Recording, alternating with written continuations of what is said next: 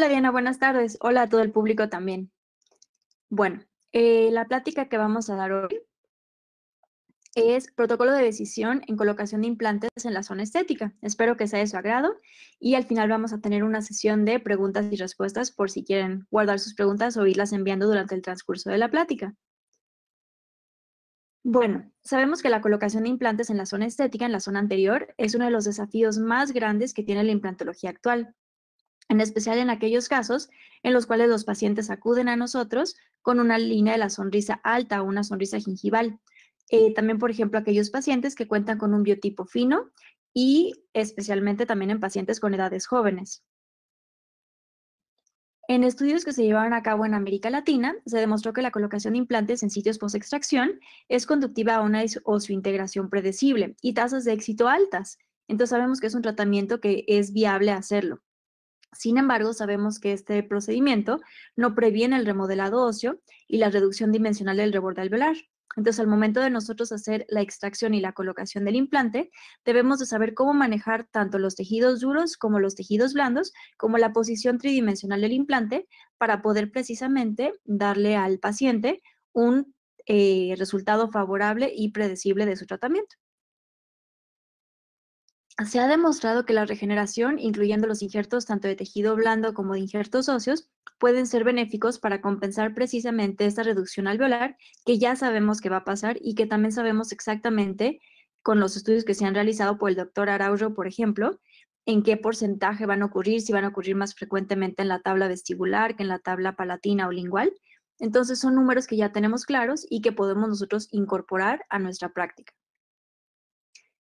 Entonces, esta diapositiva siempre se las pongo. Es una parte súper importante de la cronología o de la secuencia de nuestro tratamiento. Antes de hacer cualquier tipo de tratamiento, debemos de evaluar completamente a nuestros pacientes y vamos a ver cuáles son los diferentes parámetros que debe de incluir esta evaluación. También debemos de elaborar un diagnóstico y de igual forma vamos a ver paso a paso cuáles son estos elementos de diagnóstico que van a ser importantes para poder ofrecerle al paciente un tratamiento que sea predecible a largo plazo. Y también es importante que hagamos un seguimiento de nuestros casos. Entonces, no nada más es atender al paciente y dejarlo ir, sino también tener un buen seguimiento, sobre todo en aquellos pacientes que tengan el antecedente de enfermedad periodontal. Bueno, una parte muy importante dentro de la evaluación es más allá de solamente la boca de nuestro paciente, es el estatus médico clínico del paciente, para poder saber si tenemos alguna dificultad en el tratamiento, si el paciente toma algún medicamento que es importante, si tiene alguna otra enfermedad sistémica o algo que nos pudiera llegar a afectar a nivel sistémico y bucal. Otra cosa que también es muy importante es conocer la razón de la pérdida de este órgano dentario que vamos a sustituir nosotros o que está en vías de perderse y que nosotros lo vamos a sustituir. Y esto va a ser el primer paso para poder realizar nuestro diagnóstico y elaborar nuestro plan de tratamiento. Entonces, existen diferentes tablas que nos van a ayudar a nosotros a poder conferirle al paciente un riesgo estético para el resultado de nuestro tratamiento final. Dentro de estos riesgos estéticos está, bueno, el estatus médico del paciente. Si es un paciente sano, cooperador, con un sistema inmune intacto, vamos a tener un riesgo bajo. Si, por ejemplo, tuviéramos un sistema inmune reducido o algún tipo de enfermedad sistémica, pues entonces es un riesgo estético alto. Y de igual forma, así vamos a ir viendo la tabla. El hábito de fumar, si es no fumador, un fumador ligero, un fumador pesado. Y a mí también aquí me gusta recalcar cuánto fuma y desde hace cuánto tiempo fuma. No es lo mismo un cigarro al día desde hace 10 años a 3 cajetillas al día durante los últimos 50 años. También algo importante que evaluar es la expectativa estética del paciente, si es bajo, mediano o alto. Cómo es la línea de sonrisa de nuestro paciente, bajo, mediano o alto. El biotipo gingival o el fenotipo, como ahora lo conocemos, si es poco festoneado y grueso, si es medianamente festoneado pero sigue siendo grueso, o si es altamente festoneado y es delgado. De igual forma, correlacionado con esta parte del biotipo o el fenotipo, es la forma de las coronas clínicas que vamos a sustituir. Entonces, les mencionaba esta parte de las expectativas estéticas del paciente. Entonces, debemos de asegurarnos que el resultado que busque el paciente sea posible. Entonces, no solamente es lo que el paciente quiere, sino biológicamente si tenemos alguna interferencia para poder llegar a este resultado que el paciente busca. Y esto lo tenemos que evaluar desde un punto de vista funcional, pero también biológico. Y también debemos estar conscientes de las expectativas de, por ejemplo, la pareja del paciente o los papás del paciente u otros familiares, dependiendo de la edad o de la situación familiar que presente nuestro paciente, porque ellos van a ser los que todo el tiempo van a estar en contacto con el paciente y pudieran llegar a hacer comentarios ya sea favorables hacia nuestro tratamiento o negativos hacia nuestro tratamiento. Dentro de los riesgos o los factores que nosotros tenemos que evaluar, esta es la segunda parte de la tabla. Esta se indica un poquito más hacia la zona ya del sitio que vamos nosotros a solucionar o del problema que vamos a solucionar.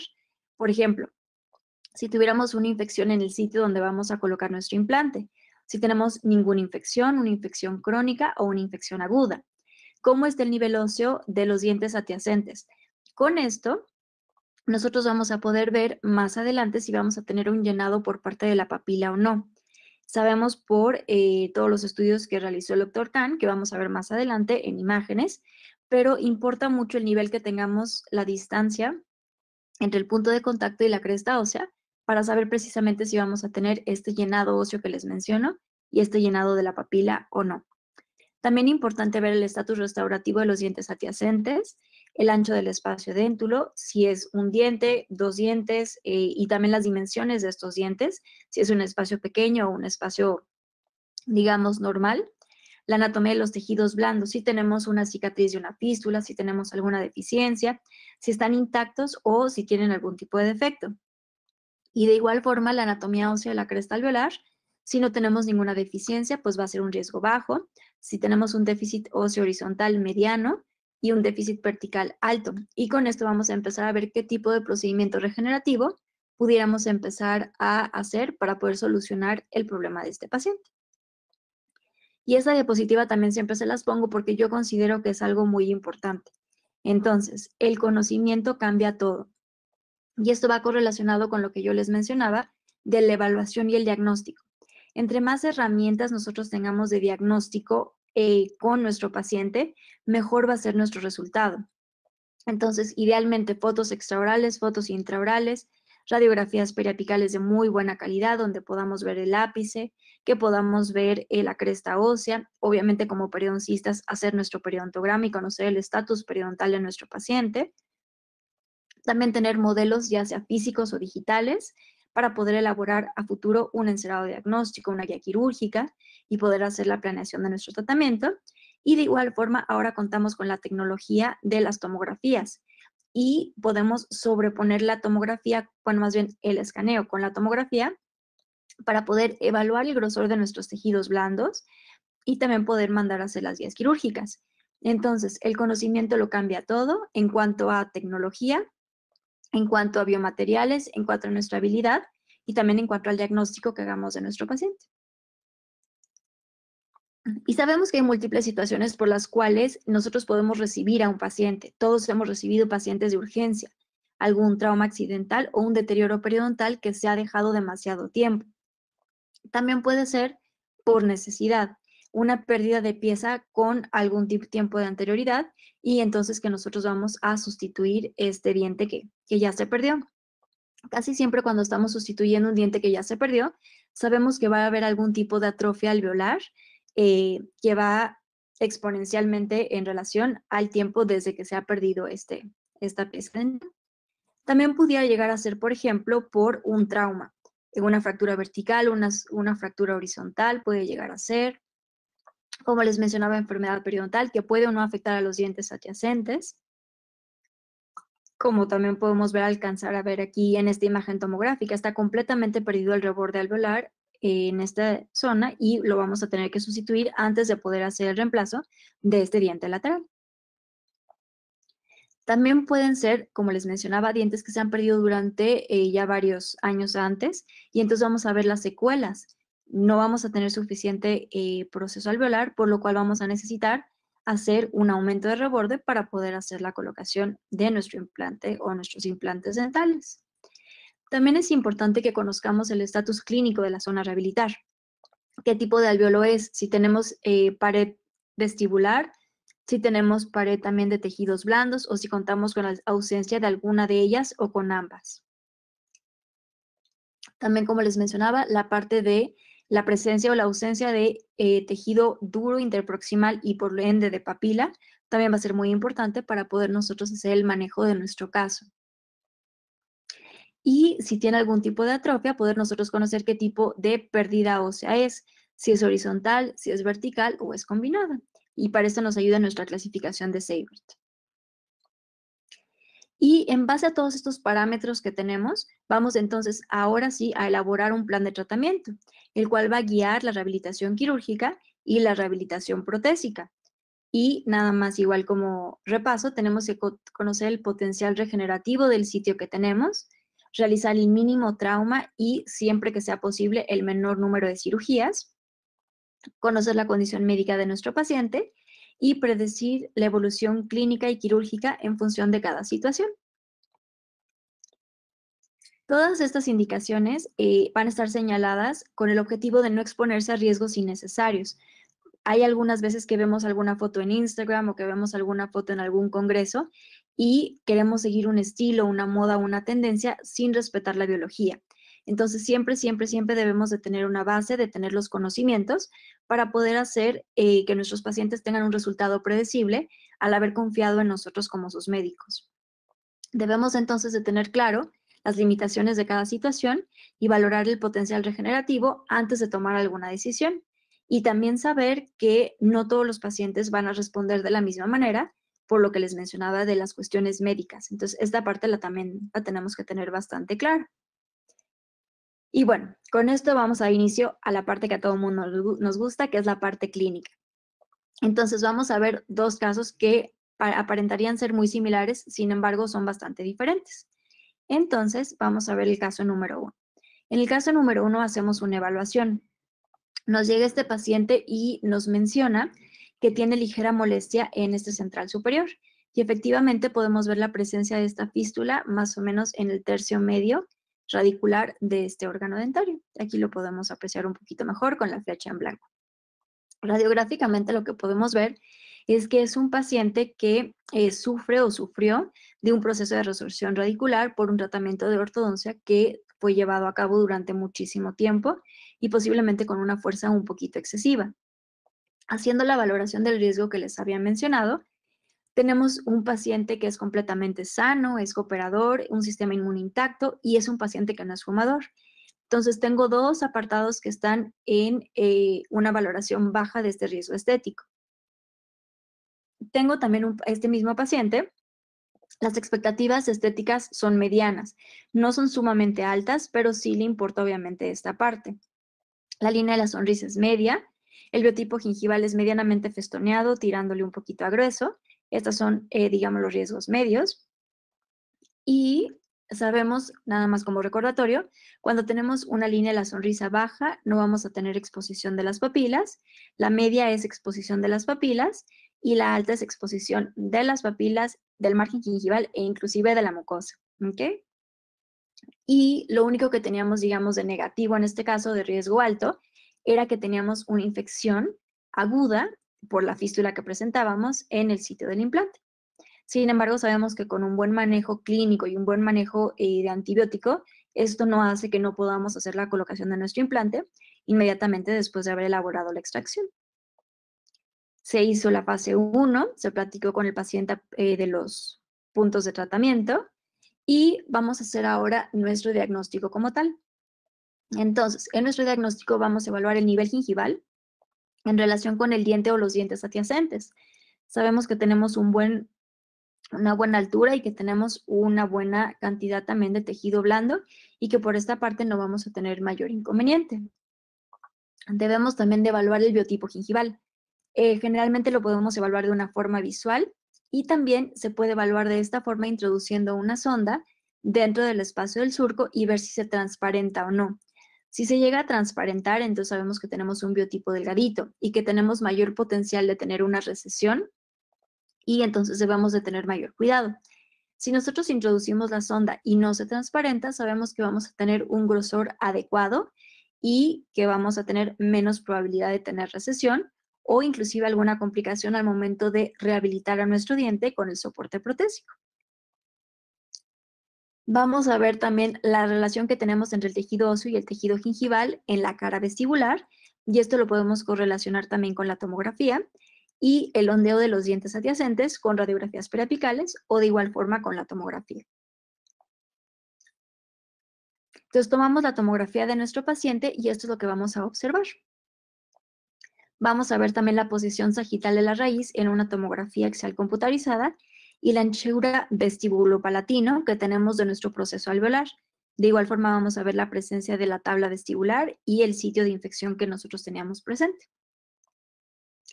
Entonces, en esta tomografía lo que podemos alcanzar a ver es que teníamos suficiente hueso en la porción apical, a pesar de que teníamos este proceso agudo de nuestro paciente.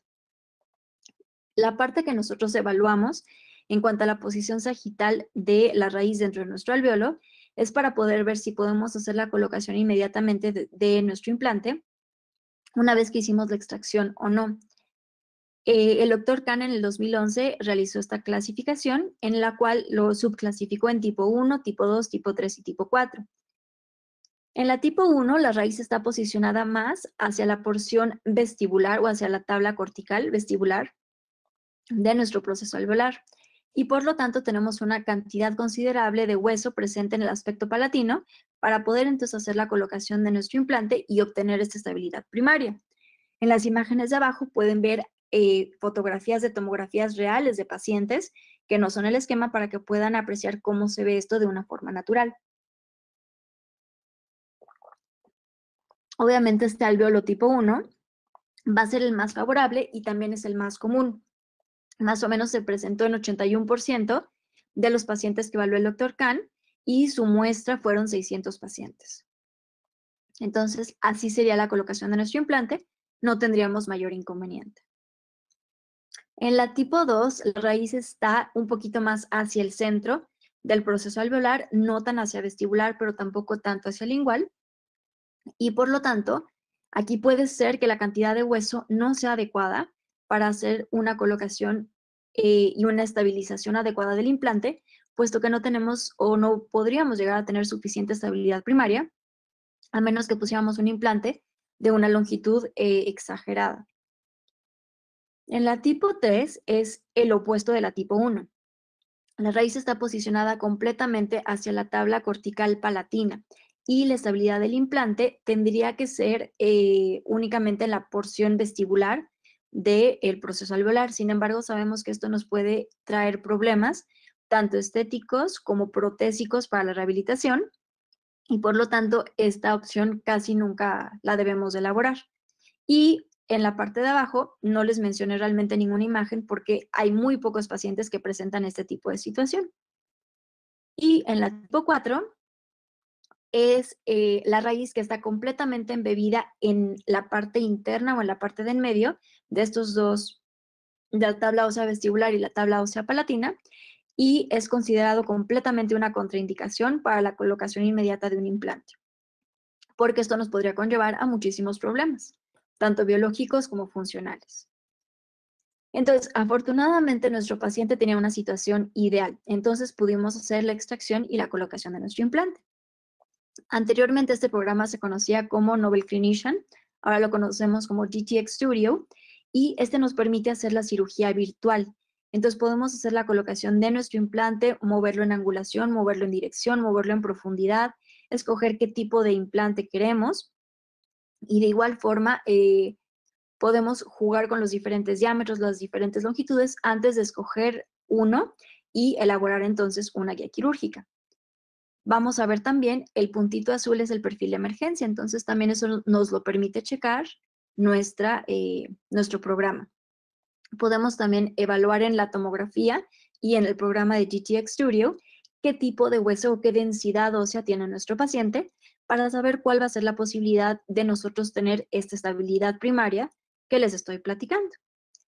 Otra parte que también es muy importante es checar la anchura mesiodistal entre las raíces adyacentes de los dientes al que vamos a sustituir para poder checar que tengamos una distancia suficiente y un margen suficiente para poder hacer la colocación de nuestro implante sin causar problemas a los dientes adyacentes. En la parte de superior no siempre es un problema, pero en la parte de anteriores e inferiores, sobre todo en aquellos pacientes que han pasado por un proceso de ortodoncia, generalmente tenemos esta anchura mesodistal un poquito disminuida. Entonces, siempre, siempre, siempre es importante checarlo con una tomografía. Y otra cosa, perdón, que también es importante es realizar un encerado diagnóstico para poder evaluar la forma del diente, tanto en un sentido vestibular como en un sentido oclusal, para poder nosotros predecir cómo va a ser la rehabilitación de este paciente. Y también tenemos esta tabla en la cual vamos a ver la dificultad del tratamiento cuando tenemos un diente ausente anterior unitario. Entonces, por ejemplo, en este vamos a ver si tenemos una distancia interarcada de overbite y overjet.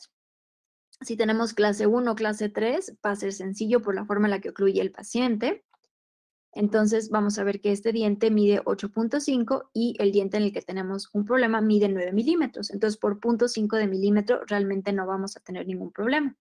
Entonces, tenemos una simetría de más o menos 1 milímetro con el diente contralateral.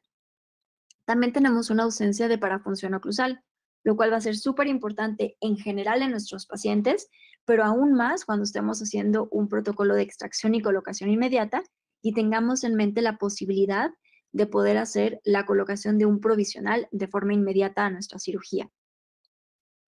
Cuando tengamos nosotros este protocolo de carga inmediato, automáticamente vamos a tener un caso que se complica un poquito más, que es complicado. Y nada más hay que tener, y ahorita vamos a ver cuáles son los protocolos que tenemos que seguir, tenemos que tener algunos cuidados para que este protocolo de tratamiento igual sea predecible y lo podamos ofrecer a nuestro paciente sin ningún tipo de complicación. ¿De acuerdo? Y se han identificado factores que pueden prevenir la resorción ósea posterior a la colocación inmediata de los implantes, como lo es, por ejemplo, conocer el tamaño del alveolo, si es un alveolo pequeño, un alveolo grande, un alveolo profundo, o como este paciente que prácticamente el alveolo era muy pequeño por la resorción y teníamos gran cantidad de hueso apical. También es importante que conozcamos el grosor de la tabla ósea vestibular, la dimensión del gap vestibular que va a quedar una vez que hagamos la extracción y, por ejemplo, si podemos hacer un procedimiento sin colgajo, pues esto va a ser muy benéfico para poder hacer una mejor manipulación de nuestros tejidos blandos. Conocer también el diámetro del implante, con el cual les mencioné, el programa nos ayuda a jugar con esto y escoger un diámetro adecuado. La posición del implante, que va guiado en relación a el alveolo que tiene la raíz, el uso de injertos óseos, el uso de injertos blandos, como puede ser el injerto de tejido conectivo, y de igual forma el uso de restauraciones provisionales. Entonces, todos estos factores nos van a ayudar a poder hacer el manejo. Por eso les menciono que es importante que conozcamos tanto biológicamente cómo funcionan, como funcionalmente, y también hacer la evaluación completa de nuestro paciente para no meternos en apuros. La selección del caso es crucial entonces para tener resultados exitosos. Se deben controlar factores de riesgo sistémicos como el fumar o una diabetes que no esté bajo control médico. Siempre, siempre, siempre que hagamos un procedimiento, debemos de tomar la decisión en conjunto con el paciente y, de ser posible, hacerlos firmar una carta de autorización o un consentimiento informado para que todos estemos seguros de lo que estamos haciendo. Y se debe planear adecuadamente el caso y la tomografía, como les había mencionado, es de gran ayuda en este aspecto. Entonces, vamos a realizar ahora el tratamiento, la extracción y colocación del implante. Siempre que sea posible, debemos de hacer la extracción lo más mínimamente traumática que se pueda. ¿Por qué no se dice traumática? Porque una extracción por sí sola ya es traumática. Entonces, más bien que sea lo más mínimamente traumática que se pueda. Entonces, así hicimos la extracción lo más mínimamente traumática que se pudo. Y aquí vemos cómo tenemos nuestros tejidos. Tratamos de no lastimar la papila, sobre todo de los tejidos interproximales, y también de no lastimar la tabla ósea en vestibular. Dentro de las ventajas que vamos a tener de una cirugía flapless es la preservación del flujo sanguíneo, la preservación de la arquitectura de los tejidos blandos y duros del sitio quirúrgico, una disminución del tiempo quirúrgico y un mejor posoperatorio para el paciente. También hay desventajas, sobre todo para nosotros como clínicos, entonces tenemos que tener un poquito más de grado de experiencia. La desventaja principal es la ausencia de visualización de las estructuras anatómicas. Entonces tenemos que tener un muy buen sentido con nuestra mano de qué es lo que estamos haciendo. El potencial para daño térmico secundario también es importante, puesto que vamos a tener un acceso reducido para la irrigación externa durante la preparación de la osteotomía. Entonces, igual, al momento de estar haciendo nuestro fresado, sacamos, irrigamos un poquito y permitimos que pueda llegar esta irrigación externa a nuestro sitio quirúrgico. También vamos a tener un riesgo incrementado de malposición de los implantes en angulación o en profundidad, precisamente por esta visualización disminuida que tenemos. Y también vamos a tener una incapacidad para manipular los tejidos blandos, puesto que no levantamos un colgajo. Entonces tenemos que tener algún otro tipo de manejo, como lo es, por ejemplo, un provisional. También tenemos que evaluar la tabla ósea vestibular con una sonda periodontal. Entonces, una vez que hicimos la extracción, checamos dónde estaba la tabla ósea por vestibular y estaba más o menos a 6 milímetros del margen gingival. Por lo tanto, nosotros, con toda la evaluación que hicimos, escogimos y sabíamos que era predecible hacer un protocolo tipo 1, que es extracción y colocación inmediata, sin cicatrización de tejidos blandos ni tejidos duros. Y bueno, cuando empezamos a hacer nuestro fresado, aquí podemos ver la fresa y vamos a hacer la posición correcta tridimensional de nuestro implante. Siempre nos debemos de guiar por los dientes adyacentes hacia la zona del cíngulo o hacia la zona de palatino para poder lograr esta estabilidad primaria precisamente en la tabla palatina de nuestro paciente y siempre irnos más apical de lo que teníamos la raíz de nuestro paciente. Tenemos que entonces evitar que nuestro implante migre hacia vestibular, porque si no, entonces vamos a tener un implante que esté anclado en la tabla vestibular y eso no va a ser predecible. Entonces, siempre más apical y más palatino de donde teníamos el alveolo anteriormente. Vemos aquí entonces la colocación de nuestro implante. Es un implante Nobel Active, 3.5 por 13 milímetros de longitud. Y en profundidad también tenemos que respetar todos los parámetros tridimensionales. Entonces, la plataforma del implante no debe estar demasiado superficial, pero tampoco debe estar demasiado apical para que podamos hacer una correcta rehabilitación y un correcto perfil de emergencia de nuestro paciente, ¿de acuerdo? Para poder obtener un resultado similar a este. También les había platicado de la posición mesiodistal, entonces también debemos de respetar los espacios de cada uno de los dientes adyacentes. Y también debemos de hacer una posición, como les había mencionado en un inicio, entre la parte vestibular y palatina adecuada para conseguir entonces nuestro adecuado perfil de emergencia y que tengamos una restauración a futuro que sea lo más natural posible. El doctor Alberto Monge nos ha platicado mucho acerca de la periimplantitis. Entonces, precisamente para poder evitar este tipo de complicaciones a futuro, él menciona algo que es un grosor crítico de la tabla ósea vestibular, que es más o menos de 1.5 milímetros o más del implante hacia vestibular para poder tener esta protección ósea y por ende también esta protección de tejido blando. Entonces, eso también lo debemos de tomar en cuenta al momento de hacer la colocación de nuestro implante y también al momento de elegir el diámetro de nuestro implante. Anteriormente, los clínicos escogían diámetros muy grandes de los implantes, de 4 o hasta de 5 en la zona de los anteriores, pero eso reducía esta distancia. Entonces, hoy en día sabemos que podemos manipular con factores protésicos el perfil de emergencia, pero siempre también protegiendo este grosor de la tabla ósea vestibular para prevenir problemas a largo plazo como lo es la periimplantitis. Si el implante lo colocamos, digamos, demasiado hacia vestibular, vamos a incrementar el riesgo de complicaciones biológicas. Entonces, como les había mostrado en la imagen anterior, es mejor colocarlo de 1.5 a 2 milímetros hacia la tabla palatina, igual siempre respetando la posición de los cíngulos, para no tener entonces una corona sino demasiado abultada hacia la parte palatina. Entonces, aquí podemos checar cómo en nuestro caso esta teoría se respeta. Igual, si nosotros colocamos el implante demasiado hacia vestibular, vamos a tener poquito hueso en la tabla vestibular, los tejidos blandos posiblemente vayan a tener recesión, vamos a promover la resorción ósea y vamos a tener complicaciones. Si lo ponemos en el centro, posiblemente lo que no podamos llegar a tener es esta estabilidad que vayamos a tener en la parte apical. Entonces debemos de colocarlo, acuérdense, siempre más hacia palatino y más profundo de donde teníamos el alveolo del diente y rellenar este gap idealmente de 1.5 a 2 milímetros de distancia. Entonces, colocamos este implante Novel Active que les platicaba, es un implante de conexión interna, tiene un componente antirrotacional hexagonal, es autorroscante, lo cual también nos ayuda en estos sitios de extracción y colocación inmediata para poder hacer una colocación adecuada y conseguir una buena estabilidad primaria. Está texturizado hasta la plataforma y tiene el concepto de platform switching, que más adelante también vamos a ver qué significa esto y cómo repercute a nivel biológico esta protección que nos da el implante. Vamos entonces a tener la estabilidad inicial del implante, la cual vamos a medir con el torquímetro de la casa comercial, para entonces poder hacer la decisión de si cargar el implante o no cargar el implante. Recuerden que la estabilidad primaria es básicamente una estabilidad mecánica que se consigue en un inicio, pero que se va a empezar a perder a través del tiempo. Y la estabilidad secundaria ya es una estabilidad biológica, en la cual ya tenemos una oseointegración verdadera por parte de tejidos óseos hacia la parte del implante y va a incrementar conforme va pasando el tiempo. Decidimos entonces hacer, porque teníamos una buena estabilidad primaria, una restauración inmediata, la cual va a ser insertada dentro de las primeras 48 horas posteriores a la colocación del implante, pero no va a estar en oclusión con la dentición antagonista.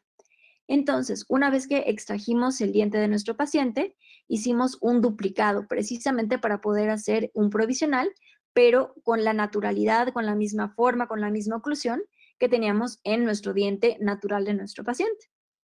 Entonces, en lo que el protecista en este caso estaba haciendo la colocación del provisional, el pulido y todos los aspectos del provisional, nosotros entonces podemos regresar con nuestro paciente y trabajar en la preservación de los tejidos duros y blandos. Vamos a evaluar la morfología del gap y lo vamos a rellenar con estas partículas de este gen injerto óseo. ¿De acuerdo?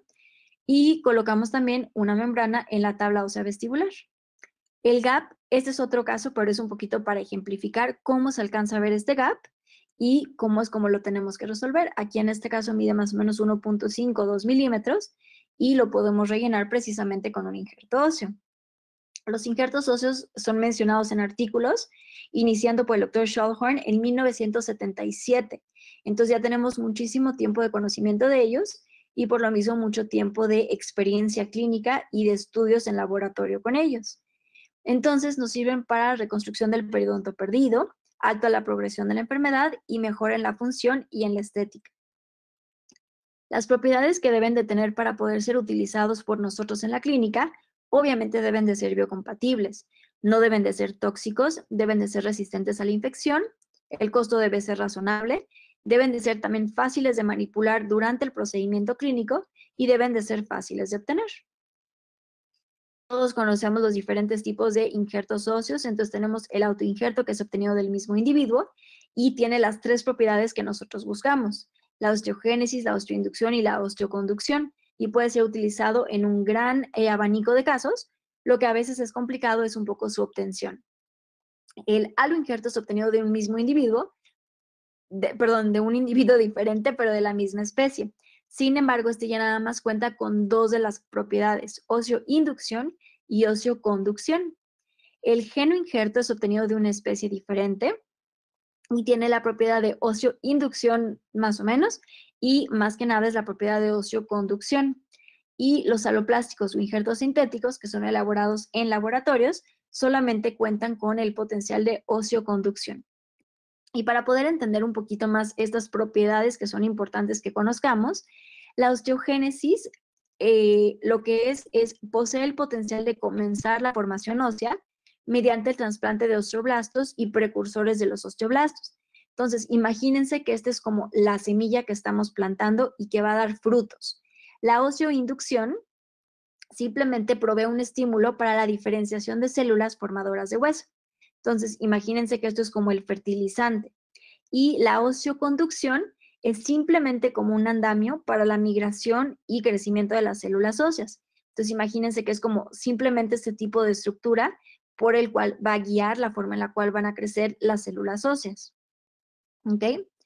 Y también podemos utilizar una membrana para poder hacer este procedimiento de regeneración ósea guiada en este caso, y son importantes, como ya lo sabemos, para permitir el aislamiento o la diferenciación de los tejidos que tienen un crecimiento más rápido, como los tejidos blandos, y los tejidos que tienen un crecimiento más lento, como es el tejido óseo. No todas las membranas se comportan biológicamente de la misma manera, puesto que difieren en su origen y en su estructura, y esto se va a reflejar en las propiedades mecánicas y en su desempeño clínico. Por eso debemos escoger una membrana que tenga las características adecuadas para poder cumplir con esos propósitos clínicos y poder darnos el resultado que nosotros queremos obtener. En este caso, las membranas que utilizamos están hechas de colágeno, las cuales van a tener un buen resultado, como les había mencionado, tanto clínico como a largo plazo con nuestros pacientes. Y el uso de membranas de colágeno fue introducido para sobreponerse a las limitaciones que teníamos anteriormente las membranas no reabsorbibles, las cuales frecuentemente se llegaban a exponer, sobre todo en aquellos pacientes que tienen un biotipo delgado. Y de igual forma, también requerían un segundo procedimiento quirúrgico para ser removidas. Entonces, generalmente eran procedimientos más invasivos para los pacientes. Entonces, se inventaron esas membranas absorbibles, las cuales son de gran utilidad, pero no dejan de ser de gran utilidad también las membranas que tengan no reabsorción y este refuerzo de titanio, como lo vamos a ver en el segundo caso. Entonces, para nosotros poder seleccionar esta membrana y hacer un procedimiento regenerativo, hay 4 principios que tenemos que seguir que son muy importantes. El primero es tener un cierre primario de la herida sin tensión para permitir una correcta cicatrización por primera intención y reducción del riesgo de la exposición de la membrana, importante en reabsorbible o no absorbible. La angiogénesis también es importante respetarla y favorecerla para que este flujo sanguíneo pueda hidratar a nuestro injerto óseo y pueda permitir una correcta cicatrización de nuestro lecho quirúrgico. También la membrana tiene que tener esta capacidad de mantener el espacio para crear un nicho para las células mesenquimales indiferenciadas que van a dar pie a esta regeneración ósea guiada. Y también tenemos que tener una estabilidad de la herida y del coágulo para permitir el correcto desarrollo de estas células.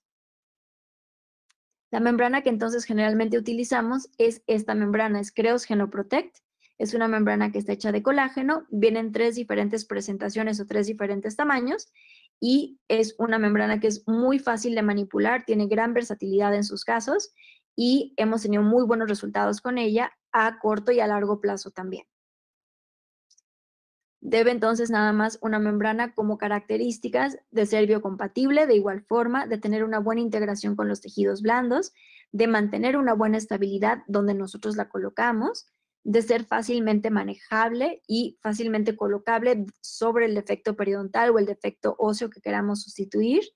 Debe de ser permeable selectivamente para permitir el paso de algunas células y excluir otras, y debe de mantener el espacio durante un tiempo adecuado para poder permitir este crecimiento óseo, que es lo que estamos buscando en este tipo de regeneraciones. Entonces, el gap, en algunas ocasiones solamente lo vamos a tener en vestibular, en otras ocasiones lo vamos a tener de forma interproximal, pero siempre, siempre lo debemos de rellenar con este injerto óseo. En algunas ocasiones, cuando hacemos el fresado de nuestro lecho quirúrgico, la osteotomía, vamos a obtener injerto autólogo particulado de este sitio quirúrgico, de esta osteotomía. Entonces, siempre que podamos, lo debemos de recolectar y lo debemos de colocar en estos espacios. Y de igual forma lo podemos llegar a mezclar con otro tipo de injertos que tengamos un poquito más disponibles y que tengamos más volumen. Y con esto vamos a obtener la mejor característica de ambos tipos de injertos óseos. Este gap o este espacio también se conoce como jumping distance y es la habilidad del hueso o este espacio para crecer sobre estos espacios y llenar el vacío. Pero siempre que le podamos ayudar a nuestro cuerpo y podamos nosotros rellenar este espacio y compensarlo, vamos a tener un mejor resultado y menos contracción precisamente de estos tejidos, que es lo que queremos tratar de evitar, sobre todo en la zona estética anterior. Entonces, el llenado óseo es importante. El aspecto vestibular del implante es especialmente importante en zonas estéticas, puesto que la tabla ósea vestibular es generalmente delgada y su resorción puede traducirse también en una recesión de tejidos blandos, los cuales nos podía llegar a complicar el resultado estético de nuestro caso. En algunas ocasiones nos dicen que sí lo llenemos, en otras nos dicen que no. Sin embargo, siempre, como les había mencionado, es preferible poderlo llenar para controlar esta cantidad de resorción que podamos llegar a tener, tanto de tejidos duros como de tejidos blandos. Y bueno, vamos a colocar entonces los injertos óseos, también podemos llegar a colocar los injertos blandos y también podemos controlarlos un poquito mediante la utilización de un provisional, el cual va a actuar como un sellador protésico del alveolo y va a mantener tanto tejidos duros en su lugar porque sellamos este acceso y también va a mantener a los tejidos blandos en su lugar puesto que les confiere soporte. Entonces, teníamos nuestro gap ya regenerado.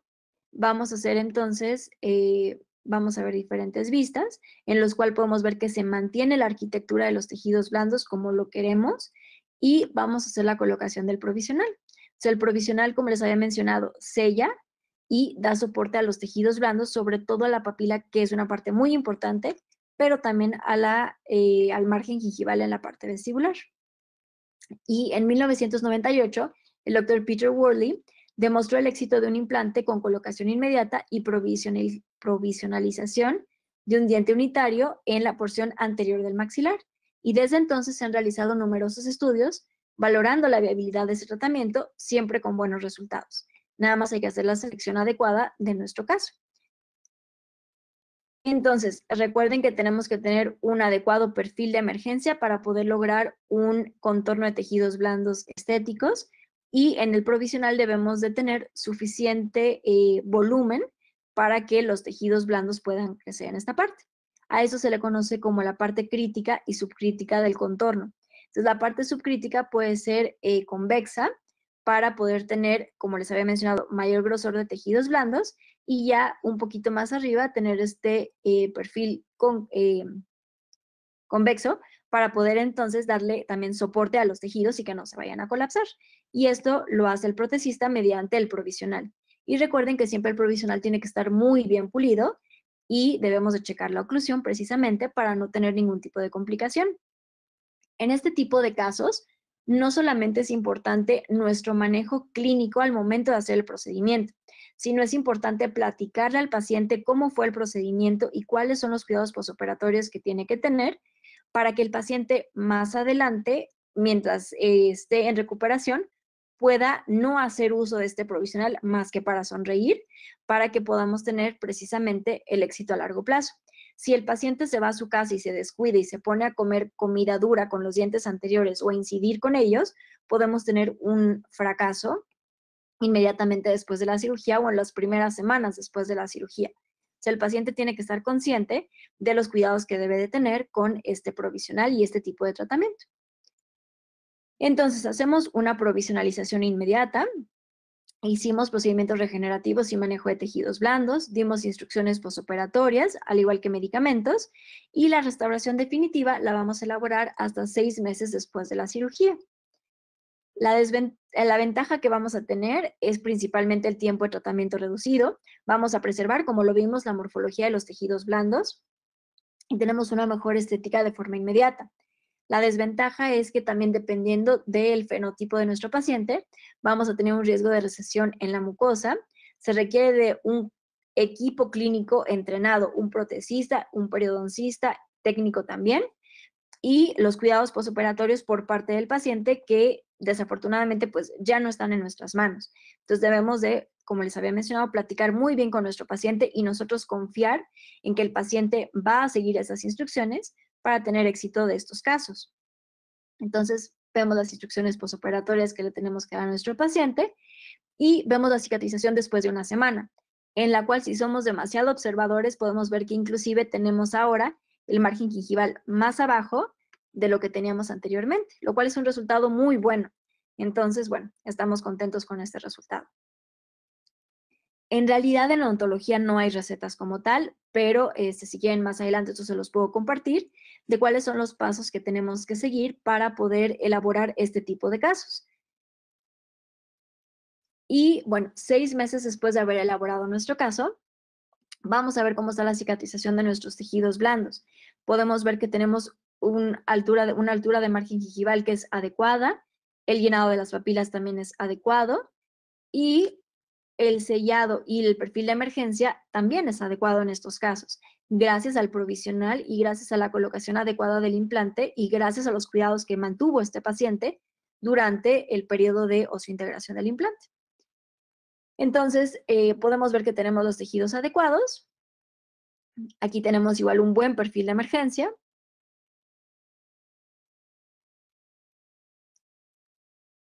Respetando obviamente los parámetros clínicos, los parámetros biológicos, y entonces ahora sí ya podemos comenzar con la parte de la rehabilitación de nuestro paciente. Entonces vamos a hacer la impresión de nuestro paciente. Puede ser con una cucharilla abierta, una cucharilla cerrada. Tomamos la impresión no solo del diente, sino también de los tejidos adyacentes y de los tejidos que le dan soporte a esta restauración, como podemos alcanzar a ver en esta imagen, para también poderlos duplicar y sustituir. Y vamos a checar el color de nuestro paciente. En este caso era un paciente joven, era un color A2. Vamos a duplicar el diente natural que teníamos en esta resina Duralite. Vamos a preparar esta resina para poder hacer la fabricación de un soporte protésico personalizado. Vamos a vaciar ese soporte protésico personalizado, lo vamos a checar, que tenga un adecuado soporte a los tejidos como les había platicado, que el asentamiento también sea correcto. Vamos a hacer un encerado anatómico del diente natural de nuestro paciente, lo vamos a checar, vamos a hacer una prueba en boca y mediante un aditamento Universal Base vamos a hacer el cementado de la restauración con el soporte protésico de la casa comercial. Aquí, igual como comercial o como información importante, es de vital importancia que no utilicemos clones, puesto que tienen cierto micromovimiento y pueden dañar la superficie de la conexión de nuestro implante. Entonces, súper importante que utilicemos siempre partes originales que son vendidas por la casa comercial para poder hacer la rehabilitación de nuestro implante. Posiblemente por ahorrarnos un poquito de dinero, al momento de hacer la rehabilitación podemos tener un fracaso a largo plazo. Entonces, mejor invertirle un poquito más al procedimiento, hacer las cosas bien y tener un resultado satisfactorio y excelente a largo plazo con nuestro paciente. Las coronas idealmente van a ser atornilladas, pero si por alguna cuestión no pudiéramos, también se pueden realizar cementadas. Cuando las hacemos cementadas, el problema que podemos llegar a tener es el exceso de cemento que podemos no quitar adecuadamente, lo cual puede conllevar primero a un proceso de mucositis y eventualmente a un proceso de perimplantitis. Entonces, siempre que puedan ser atornilladas, vamos a tener menos riesgo biológico. Entonces, igual checamos cómo está el soporte protésico, checamos con el diente natural cómo se ve la restauración de nuestro paciente, hacemos la caracterización de nuestra corona con respecto al diente contralateral y también es importante que cuando hagamos una restauración definitiva, no solamente nosotros seamos autocríticos de nuestro trabajo, sino que también le ofrezcamos la posibilidad al paciente de comentarnos cómo siente su restauración o qué opina de ella. Hay dos parámetros principales en esta parte que son los parámetros rosas y los parámetros blancos, o los parámetros de encía y los parámetros del diente. Entonces, en los parámetros de encía, vamos a ver el llenado de la papila mesial, el llenado de la papila distal, la curvatura de la mucosa en vestibular, el nivel que está de la mucosa en comparación con los dientes adyacentes y la convexidad o el color y textura de los tejidos blandos. Y en la parte blanca es importante evaluar la forma del diente, el volumen del diente, el color, la textura de la superficie y la translucidez o caracterización. Y con esto nos vamos nosotros a dar cuenta si tuvimos un resultado exitoso, tanto para nosotros como para nuestro paciente. Vemos entonces aquí la restauración definitiva de nuestro paciente con un seguimiento a 4 años, en el cual podemos ver que tenemos igual buena estabilidad de nuestros tejidos blandos, pero también buena estabilidad de nuestros tejidos duros. Entonces, en este caso tenemos un caso de éxito por haber hecho una selección adecuada del caso y haber seguido todos los pasos como los teníamos que hacer, haciendo primero nuestra evaluación, posteriormente nuestro diagnóstico, después nuestro tratamiento y también tener un buen seguimiento de este paciente para poder cuidarlo y mantener este resultado a largo plazo. Entonces vemos también una foto oclusal. y vemos una foto de la sonrisa de nuestro paciente. En algunas ocasiones, cuando hacemos la evaluación inicial, podemos ver que tenemos a un paciente un poquito más tímido y podemos pensar que la sonrisa es más baja de lo que realmente es. Cuando los pacientes vuelven a ganar esta confianza en sí mismos, pueden tener una línea de la sonrisa mucho más alta por esta seguridad que ahora tienen, gracias a que ya están rehabilitados y ya se sienten más seguros. ¿De acuerdo? Y en una revisión sistemática de 46 estudios prospectivos con un periodo de seguimiento más o menos de 2 años, la tasa anual de fracaso de un implante fue de 0.82, o sea, una tasa de supervivencia del 98.4%. Se encontró una tasa más baja de fracasos en aquellos pacientes a quienes se les recetaron antibióticos posoperatorios que a aquellos en los que no se les recetó. Y los cambios en los tejidos blandos ocurrieron en los primeros 3 meses posteriores a la colocación del provisional y se estabilizaron hacia el final del primer año. La pérdida ósea marginal se llevó a cabo predominantemente en el primer año, después de la colocación del implante, con una magnitud menor a 1 milímetro. Entonces, todo esto es importante que lo conozcamos al momento de estar haciendo la elaboración de nuestra guía quirúrgica y de nuestro procedimiento clínico para poder compensar esto al momento de hacer nuestro tratamiento. ¿Ok? Entonces, primero hicimos la colocación del implante, pudimos hacer la provisionalización inmediata, hicimos la impresión del implante 6 meses después de la colocación, hicimos la rehabilitación de nuestros implantes y puesto que es un paciente relativamente sano, nuestra fase 3 o fase de mantenimiento puede elaborarse cada 6 meses sin ningún riesgo o complicación. Recuerden que hay diferentes medidas de profilaxis y de prevención. Sabemos entonces que tenemos que tener un mantenimiento posterior al haber completado una fase de tratamiento activa, ya sea periodontal o de implantes, pero todo esto va a ir en base a si el paciente tiene un riesgo alto o un riesgo bajo, y en este caso, como tenía un riesgo bajo, entonces la frecuencia de las citas se va a dar cada 6 meses sin ningún problema. Cosas que son importantes, el paciente, el clínico, el enfoque del tratamiento, los biomateriales y todo lo demás que vimos ahorita en esta presentación. Entonces, todo esto fue el primer caso. El segundo caso nos vamos a ir un poquito más rápido porque las bases ya las tenemos, ¿de acuerdo? Entonces, en el caso número 2, de igual forma hicimos la evaluación, no tenemos foto y radiografía inicial. Este paciente, la forma de las coronas dentales eran rectangulares, que era el riesgo bajo, pero en este caso era un fumador ligero. Entonces, eso ya nos confería un riesgo medio. Las expectativas estéticas del paciente eran medias, al igual que el paciente anterior. La sonrisa era media y el tejido también nos ayudaba bastante. Sin embargo, ahorita en el procedimiento quirúrgico vamos a ver una pequeña excepción. Tenía una infección en el sitio del implante de forma crónica. Aquí lo puse en medio porque el estatus restaurativo de los dientes adyacentes no era virgen y tampoco era restaurado porque de un lado tenía un diente que era virgen y del otro tenía un diente que era restaurado. Por eso es que lo puse en la parte del medio. La anatomía de los tejidos blandos realmente estaban intactos, tenían un buen nivel y la cresta ósea alveolar sí estaba bastante afectada, tanto en sentido horizontal como en sentido vertical. Entonces ahorita vamos a ver cómo hicimos la regeneración de esta paciente. En la tomografía nos vamos a percatar que este diente 21, en este corte que alcanzamos a ver aquí, tiene un hueso adecuado en la parte vestibular.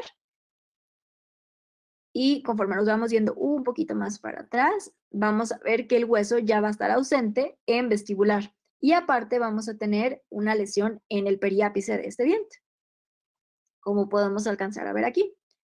Este ya es el lateral.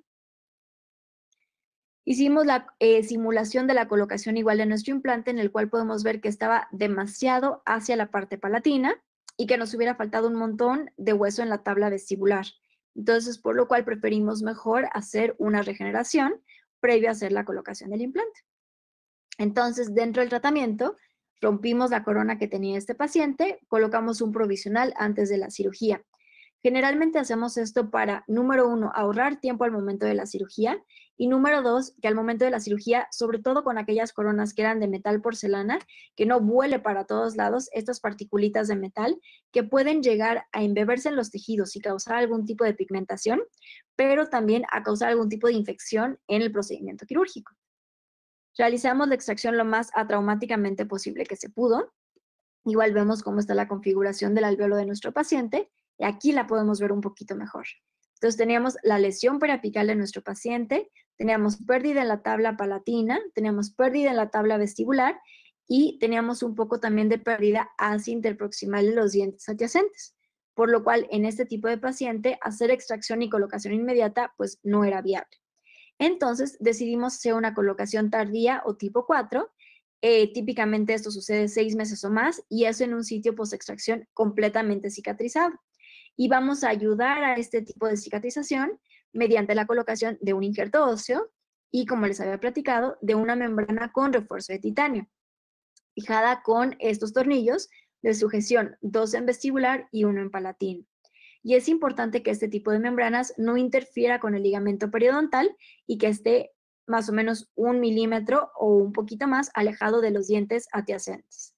A diferencia de las membranas reabsorbibles que las podemos poner encima de los dientes y no hay ninguna complicación.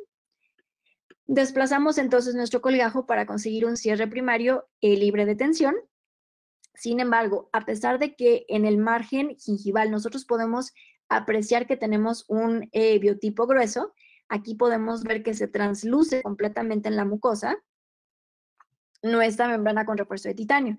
Entonces, esta parte hay que mantenerla con mucho cuidado porque aquí es donde se nos va a exponer la membrana en algunos meses. Y ahorita se las voy a enseñar. Entonces, la importancia del biotipo. Vamos a brincarnos esto porque ya tenemos el tiempo un poquito reducido. La cicatrización espontánea posterior a la extracción dental, sabemos que más o menos vamos a tener una reducción vertical de 11 a 22% y en números es de 1.24 más menos 0.11 milímetros después de 6 meses. Y la reducción horizontal es mayor, es de 29 a 63%, o sea, 3.79 más menos 0.23 después de 6 a 7 meses. Entonces, esta parte es la que tenemos que compensar cuando estemos haciendo nuestro procedimiento regenerativo, ¿ok?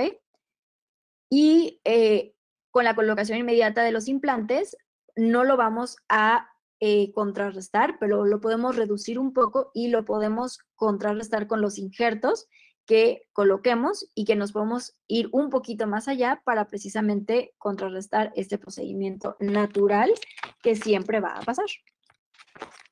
Entonces, después de haber hecho el procedimiento, tomamos una nueva tomografía después de 6 meses y podemos ver que se mantuvo el volumen que nosotros queríamos y que no hubo un gran colapso. Esta partecita que se ve aquí es el refuerzo metálico que tiene, como lo alcanzan a ver aquí, y aquí están los tornillos. Entonces, con esta tomografía vamos a hacer entonces la planeación de la colocación de nuestro implante. Pueden alcanzar a ver aquí el grosor que obtuvimos con este procedimiento de regeneración. Entonces, tanto en ancho como en alto, obtuvimos un buen resultado clínico. Podemos hacer mediciones, al igual que checar la densidad, como les había mencionado, para poder hacer la planeación entonces de nuestro implante con este programa. Escogimos un implante de 3.5 milímetros de diámetro por 13 milímetros de longitud. También escogimos un implante Novel Active. Mesiodistalmente el implante también tenía las dimensiones adecuadas. El perfil de emergencia también era el adecuado en diferentes niveles, tanto en lo oclusal como en el ápice, como en la parte intermedia, y hacemos una simulación de cómo quedaría nuestro implante. Con este implante y esta planeación, entonces podemos poner el soporte protésico y mandar a hacer una guía quirúrgica.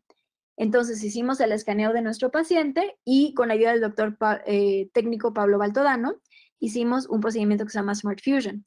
Entonces, hicimos el escaneo del paciente, checamos efectivamente que que haga match el escaneo con la tomografía y eso lo podemos evaluar aquí. También algo importante de mencionar es que si quisiéramos tomar un injerto de tejido conectivo, pues podemos ver el grosor de tejido que tenemos en esta parte con este tipo de procedimientos. No es la función principal, pero también nos ayuda a esto, a esta planeación. Entonces, checamos los diferentes aspectos de la planeación, colocamos el anchor pin para que no se esté moviendo la guía, a pesar de que sabemos que pues todas estas superficies oclusales e incisales nos van a ayudar a la estabilización de la guía. Checamos también cómo va a ser la futura restauración de nuestro paciente y elaboramos entonces nuestra guía quirúrgica. Así es como nos llega la guía quirúrgica y esa es la parte interna. Entonces, esta guía quirúrgica la debemos de checar sobre nuestro paciente De ser posible antes de la cirugía, pero si no, bueno, al momento en que estemos anestesiando la debemos de probar para poder verificar que tengamos un correcto asentamiento. Algo que también es muy importante es que los anchor pin entren perfectamente hasta la profundidad que tienen que llegar para que la guía tenga esta estabilidad, que es muy importante que tenga, y que sepamos que está sentando de una forma correcta. Si no estuviera sentando de una forma correcta, posiblemente nuestra planeación se puede mover y entonces podamos llegar a tener un fracaso, más que por la guía, porque nosotros no la fijamos de una forma adecuada y entonces la posición no fue la correcta. Podemos hacer un procedimiento con un tissue punch y no levantar un colgajo como tal, siempre y cuando tengamos suficiente cantidad de encía queratinizada y no tengamos que hacer un procedimiento adicional. En nuestro paciente, por ejemplo, teníamos una membrana con refuerzo de titanio que necesitábamos remover, entonces a fuerzas teníamos que hacer el levantamiento de un colgajo. Y estos son el maneral y los reductores para hacer la cirugía guiada. Entonces, esta pelotita entra en este canalito de aquí, lo vamos a fijar con el tornillo que se ve aquí al fondo y entonces lo vamos a colocar sobre nuestra guía quirúrgica y a través de este espacio es que vamos a empezar a hacer el fresado con estos reductores, de esta forma. La fresa inclusive nos va a decir, este es un diámetro de 2 y la longitud siempre va a ser más 10 porque tenemos que compensar la longitud del reductor y la longitud de la guía. Entonces, por eso es que siempre estas fresas van a ser 10 milímetros más profundas, como pueden alcanzar a ver aquí. Son las mismas profundidades que tenemos en una fresa convencional, más 10. Y también con estas guías tenemos que ver que tengamos un asentamiento adecuado, porque si no tuviéramos un asentamiento adecuado, igual no vamos a estar fresando hasta la longitud que tendríamos que hacer. Si vemos este espacio aquí, pues obviamente vamos a fresar menos longitud de la que teníamos contemplada inicialmente. Y de esta forma vamos a ir incrementando el grosor de nuestros reductores hasta llegar a nuestra fresa final. Entonces, este es el momento de la reentrada de nuestro paciente. Podemos ver que en el margen gingival los tejidos están bien, el provisional está adecuado, pero aquí podemos alcanzar a ver que tenemos una exposición de la membrana, precisamente ya la teníamos contemplada por este grosor tan delgadito que tenía nuestro paciente. Quitamos entonces la membrana con el refuerzo de titanio y podemos ver el gran volumen que obtuvimos con este procedimiento, a diferencia de lo que teníamos en el primer procedimiento quirúrgico. Colocamos entonces nuestra guía quirúrgica, evaluamos un correcto asentamiento con los dientes adyacentes, colocamos el anchor pin y entonces ahora sí comenzamos con nuestro protocolo de fresado. Y vamos a ver la colocación del implante con una adecuada tabla vestibular, como nos lo sugiere el doctor Alberto Monge, para prevenir este riesgo de perimplantitis, respetando también los parámetros protésicos para tener un buen perfil de emergencia y respetando los dientes adyacentes y los espacios que debemos de tener. Les había mencionado que también escogimos un implante Novel Active, hicimos entonces la colocación del implante, checamos radiográficamente que estemos dentro de los parámetros adecuados para poder hacer una adecuada rehabilitación y aquí vemos, a pesar de que estemos haciendo un procedimiento de cirugía guiada, yo siempre les recomiendo que revisen radiográficamente, que vayamos con una buena angulación para estar muchísimo más seguros. Igual puedo pecar de demasiado cautela, pero prefiero hacerlo de esta forma a tener un error más adelante. Entonces, chéquenlo, igual no todas las veces que lo estarían haciendo si hicieran una cirugía a manos libres, pero sí chequenlo por lo menos una vez, que todo esté en el patrón adecuado de inserción. Y en este caso, hicimos una carga tardía o retrasada, en la cual la prótesis va a ser colocada después de más o menos 3 a 6 meses de un periodo convencional de cicatrización. Entonces, colocamos nuestro tornillo de cicatrización o nuestro tornillo tapa, el que ustedes prefieran. Vamos a colocar puntitos de sutura, de igual forma en la zona que teníamos esta deficiencia de tejidos blandos, y vamos a volver a colocarle un provisional a nuestro paciente. Posteriormente, vamos a retirar el provisional y vamos a hacer la fase 2. Decidí hacer una incisión horizontal sobre el reborde de mi paciente. Tenía un tornillo de cicatrización pequeñito, pero que me daba soporte a los tejidos blandos y lo voy a decidir cambiar por un tornillo de cicatrización un poquito más alto y adicionalmente hacer la colocación del injerto de tejido conectivo. Aquí pueden ver la incisión de donde lo tomé. Y con esto vamos a aumentar muchísimo el grosor que voy a tener de tejidos blandos y la naturalidad que va a tener este provisional. Siempre acuérdense de respetando las características anatómicas que van a presentar nuestros pacientes. El injerto libre de tejido conectivo es un procedimiento predecible para el aumento de tejidos blandos y para mejorar la estética. La única desventaja que realmente tiene es la necesidad de un segundo sitio quirúrgico o un sitio donador. Generalmente, este sitio donador molesta más que el sitio receptor. Entonces, de igual forma, nada más mencionárselo al paciente. Y vamos a incrementar el volumen de tejidos blandos. Entonces podemos ver aquí la cicatrización que tenemos, de igual forma colocamos un provisional y ya podemos ir empezando a conformar un poquito más los tejidos y darles este soporte. Podemos alcanzar a ver la cicatrización, el perfil de emergencia y vamos a ver cómo es el procedimiento de la toma de impresión para poder duplicar precisamente lo que les mencionaba, esta configuración de este perfil de emergencia para que el protecista y el técnico en el laboratorio lo puedan duplicar.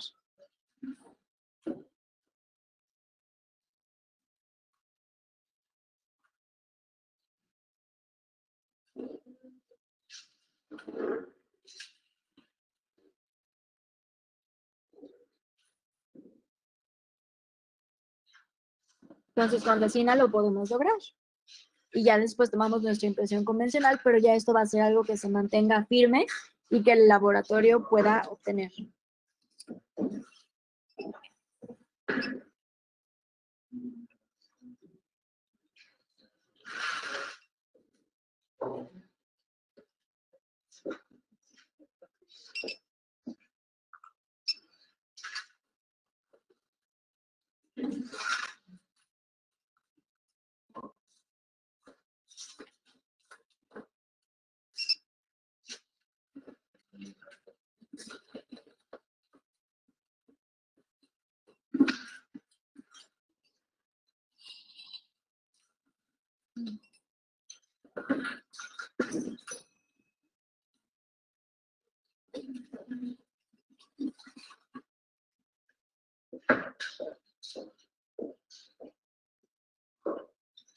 De esta forma, entonces, tomamos la impresión del perfil de emergencia.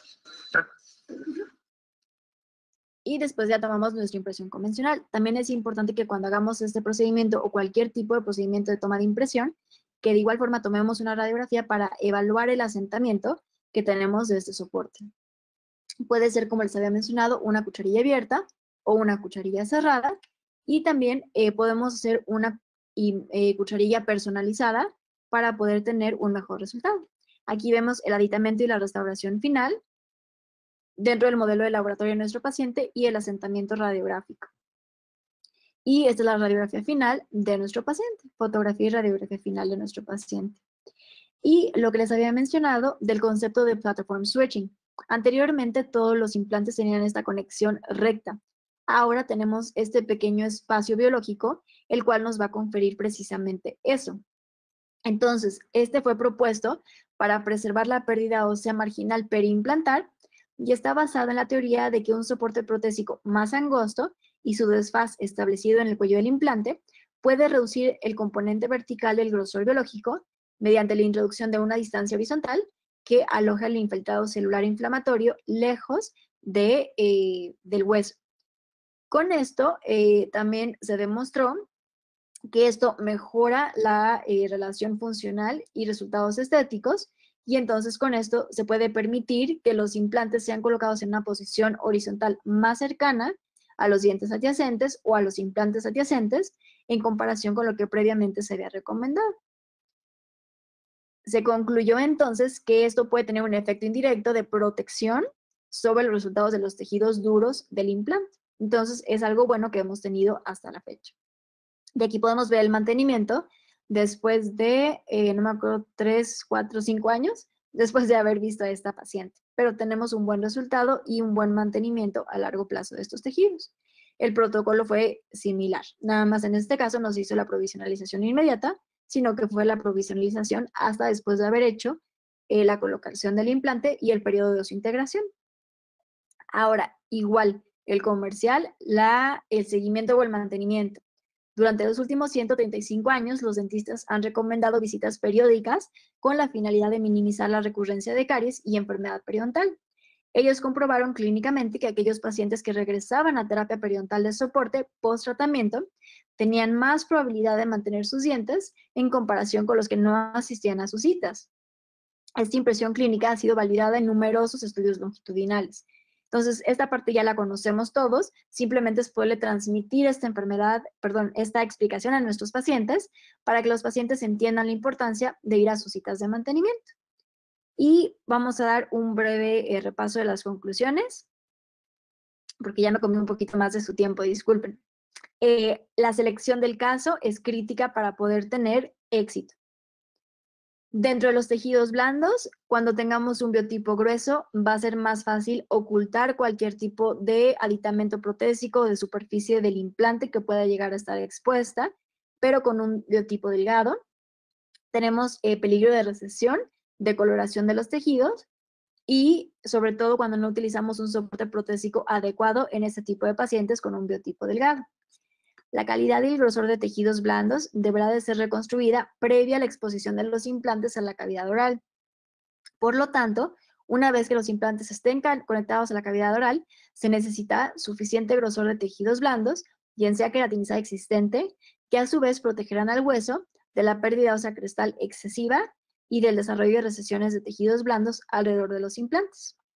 Puesto que la incorporación y maduración de los injertos libres de tejido blando tardan de 6 a 8 semanas, el mejor momento para llevarlo a cabo es 2 meses antes del descubrimiento de los implantes.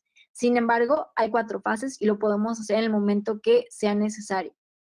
Cuando hagamos el aumento de reborde, cuando hagamos la colocación del implante, cuando hagamos un procedimiento, digamos, especial para aumentar ese tejido, o cuando hagamos el descubrimiento y restauración de los implantes. Entonces, en cualquier momento que se necesite, lo podemos llevar a cabo. Y se sabe, obviamente, que la utilización de un injerto de tejido conectivo subepitelial, simultáneo a la colocación de implantes inmediatos, va a incrementar la estabilidad de los tejidos blandos periimplantares.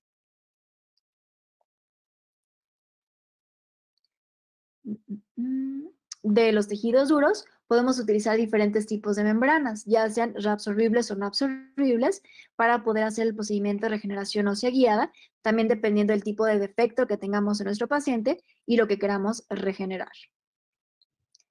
Los primeros materiales, como les había mencionado, fueron materiales no absorbibles. Ahora ya tenemos procedimientos que son absorbibles, pero siempre haciendo una selección adecuada del caso.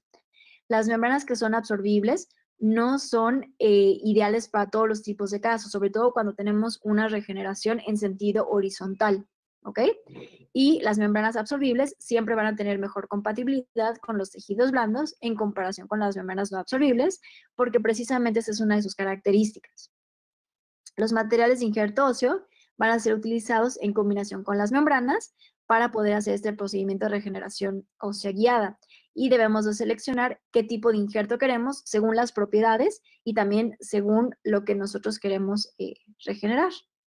Siempre que tengamos un injerto autólogo de parte del fresado de nuestro paciente y de la colocación de nuestro implante, siempre lo debemos de mezclar. Por ejemplo, el injerto autólogo con el genoinjerto o con el aloinjerto o el injerto que estemos utilizando para tener de esta forma las propiedades de ambos materiales. Y sabemos obviamente lo que les había mencionado, una serie de eventos inevitables suceden posterior a la extracción dental, comúnmente conllevando deficiencias tanto horizontales y verticales en el reborde alveolar. Entonces hay que saber qué va a pasar para poder saber cómo lo vamos a compensar y con qué materiales lo vamos a compensar.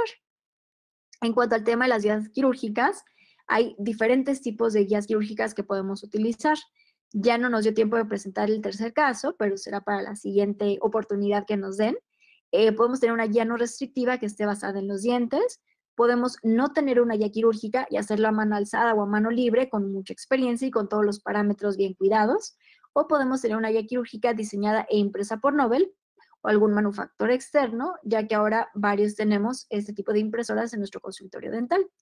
Entonces, igual puede ser mano libre, puede ser una guía prefabricada o puede ser una guía basada en el duplicado de los dientes que se extrajeron previamente al paciente, siempre y cuando estén en una posición adecuada y no en mal posición. Algo que también es importante, sobre todo en esta parte estética, es la parte del provisional, que siempre, siempre, siempre el paciente nos lo va a exigir. sobre todo en una zona estética, sobre todo en pacientes que tienen línea de sonrisa alta y sobre todo en pacientes jóvenes, que generalmente son los que tienen este tipo de problemas. Pudiéramos llegar a pensar en un Valplas o algo que se quita y se pone, pero estos también, número uno, lastiman a los dientes donde están apoyados, y número dos, la parte interna también puede ofrecer un poquito de apoyo sobre un tejido que estamos regenerando. En caso de que el paciente tuviera brackets, pues también se puede fijar la coronita del diente con un bracket y de esa forma podemos entonces respetar a los tejidos blandos. Podemos hacer un puente con los dientes adyacentes en caso de que sean dientes no vírgenes y que estén tratados. Podemos hacer un puente también tipo Maryland. Si el paciente está en Invisalign o ya va a terminar o se presta para que hagamos una guarda, podemos tener una guarda y pintar uno de los dientes con un material blanco para que entonces parezca que el diente tiene, o siempre que se pueda hacer un provisional fijo, pues también lo vamos a poder hacer de esta manera. Y recuerden que aquellos pacientes que presentan la ausencia de un diente anterior único tienen el ancho de déntulo pequeño más, el ancho de déntulo más pequeño posible, el cual siempre va a tener un potencial alto de regeneración, puesto que los dientes adyacentes van a tener picos óseos y van a ser generalmente sanos y entonces lo vamos a poder regenerar de una forma predecible. Las etiologías principales de la pérdida del reborde en estos pacientes pueden ser fracturas longitudinales de raíz, fracaso de implantes que se colocaron anteriormente, fracaso de injertos óseos y la dificultad en el tratamiento de estos pacientes es el espacio limitado disponible para acomodar el injerto óseo y la membrana. Tenemos que tener mucha habilidad clínica. Frecuentemente, la patología que causó el defecto en el diente unitario puede haber causado también pérdida ósea interdental, como se los enseñé en el segundo caso, complicando el procedimiento quirúrgico y en términos del resultado estético final. Por eso siempre debemos de compensar. Y frecuentemente la patología que causó el defecto en el diente unitario puede haber causado también este problema que les había mencionado. Entonces hay que compensarlo con protocolos quirúrgicos, con biomateriales y con la ayuda de un buen provisional, porque entonces recuerden que la selección adecuada del caso nos va a dar este parámetro para poder tener éxito y saber cómo está nuestro paciente, a qué punto vamos a poder llegar de una forma predecible y poderle transmitir esto a nuestro paciente. Muchísimas gracias por su atención y si tienen cualquier pregunta, estaré feliz de contestarla.